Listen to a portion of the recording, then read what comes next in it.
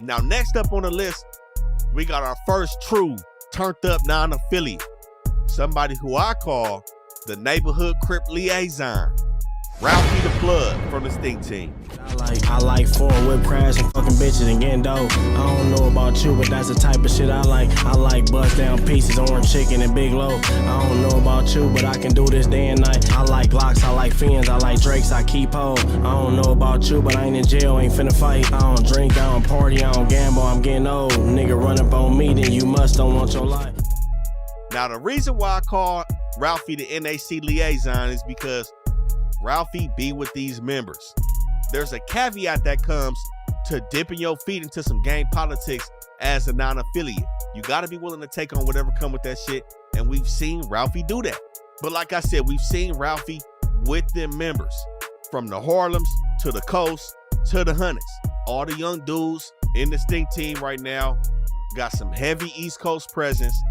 We know the Stink Team has had ties to the 30s, the 40s, and we know Ralfy has participated in a full gang beef with the Stink Team against Bloods out of Inglewood, which all stem from true street situations. Now, contrary to what we heard about Suspect in the county, we heard Ralfy has been known to put it down in the county as a non-affiliate though. We've heard him participating in many fades with members and non-affiliates. So like I said, if you're gonna involve yourself in the gang politics, you gotta be willing to take what comes on with it. And that's what we've seen from Ralfy. Now we know after Draco passed, a lot of members fell off the Stink Team, where there was dudes from Swans over there. Money Monk and them fell off. OTM fell off. We're gonna get to OTM in this video too, because we didn't drop that dedicated video like we said we was last year, but we got y'all. But we also seen Rimble fall off the Stink Team. We spoke on him many times on his Where's Waldo shit. We've seen Ralfy talk about not being worried about nobody out of San Pedro, referring to the whole Dodge City.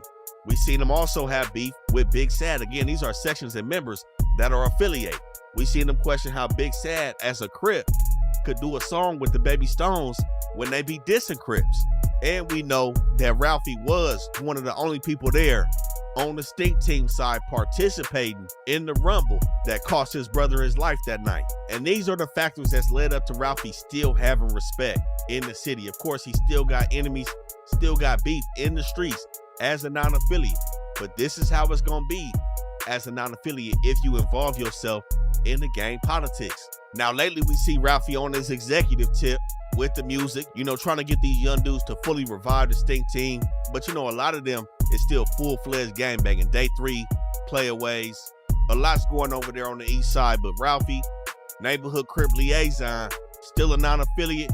We gotta give him an A for how he's represented himself, kept his composure, kept his respect, knew what he was signing up for, and still played ball as a non-affiliate again.